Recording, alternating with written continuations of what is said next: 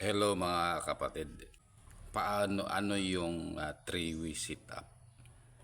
Ang ibig sabihin ng three-way sit-up, sa tatlong amplifier, ito ang meron tayong amplifier sa base o sub at meron tayong nabiling Kevlar na soundbox. Ito'y ginamit natin para sa mid at isa ding amplifier ito.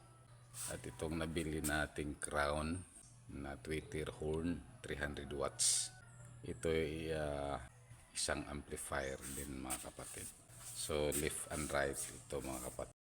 So sa araw na ito mga kapatid ay pwede na nating itesting itong mag sound test na tayo. So ito po yung nabili nating pang soundman, pang monitor. Ayun. So testing tayo, sound check.